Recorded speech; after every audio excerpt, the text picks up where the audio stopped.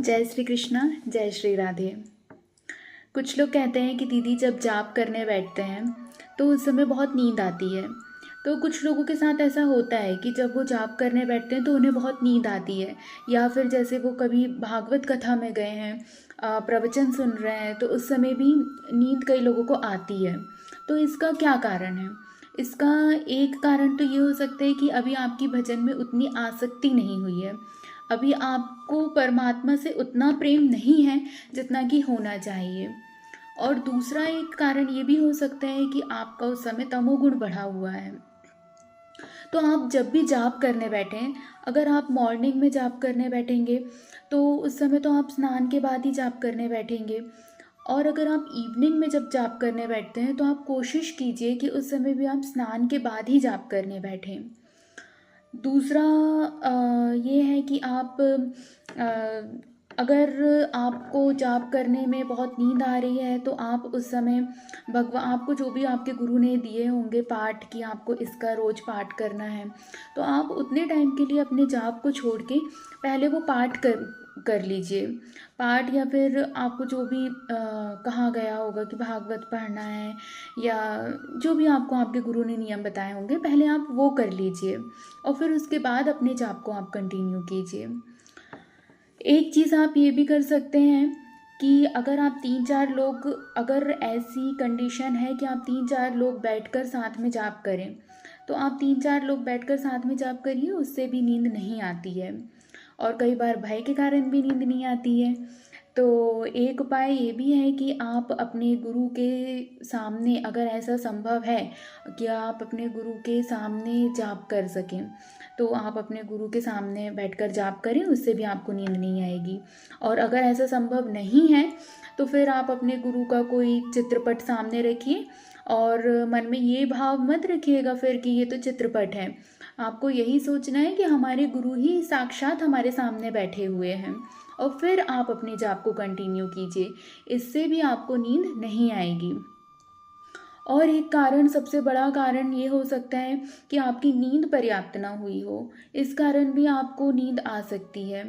तो आप अपने सोने का समय और उठने का समय, इस पर थोड़ा सा ध्यान दीजिए।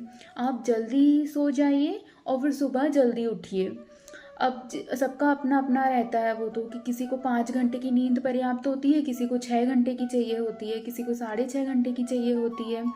अब आप दिन भर में आपका शेड्यूल क्या है, आप क्या काम करते हैं, उसके हिसाब से आपको कितनी नींद की आवश्यकता है ये डिपेंड करता है। ये उस पर डिपेंड करता है कि आप क्या काम करते हैं। तो ये आपको अपने हिसाब से ही सोचना होगा कि आपको कितने घंटे की नींद चाहिए। तो उसके अकॉर्डिंग आप अपने सोने का समय और उठने का समय ये आप डिसाइड कीजिए। और एक और कारण ये है कि आपका तमोगुण जब शरीर का बढ़ा रहता है तब आपको निद्रा आती है। तो जब आप अपने इष्ट को याद करके और उनके विरह में जब आपके आंसू निकलते हैं तो आपका सतोगुण अपने आप ही बढ़ जाता है।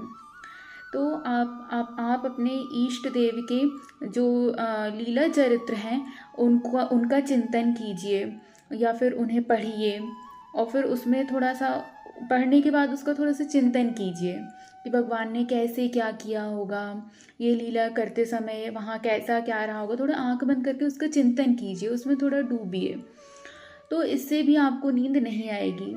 ये सारी चीज़ें हैं जिससे आप बच सकते हैं जाप करते समय सोने से।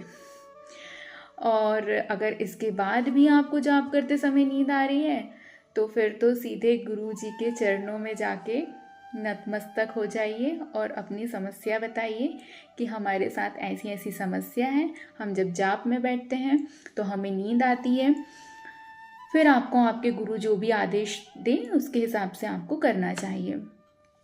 अच्छा, एक चीज़ और है, जब भी आप अपने गुरु के पास जाएं तो जैसे हम डॉक्टर के पास जाते हैं तो हम अपनी सारी बीमारी खुलकर डॉक्टर को बताते हैं कि हमें क्या क्या हो रहा है, हमारे पास मतलब हमारे साथ क्या चीज़ें हो रही हैं, सारे सिम्टम्स हम अपने डॉक्टर को बताते हैं। वैसे ही जब आप अपने गुरु के पास जाएं तो किसी भी प्रकार का दिखावा या छिपाव ना करें। अपने गुरु से स्पष्ट बताएं कि आपको किस चीज़ में समस्या है, आपको अपने भजन में कहाँ कहाँ दिक्कत आ रही है। यह नहीं कि गुरुजी हमें बहुत अच्छा अच्छा कहें तो बस छुपा लिए, झूठ बोल लिए, ऐसा नहीं करना है। अपने गुरु से सारी चीज़ें सही सही बतानी है। जय श्री कृष्णा, जय श्री राधे।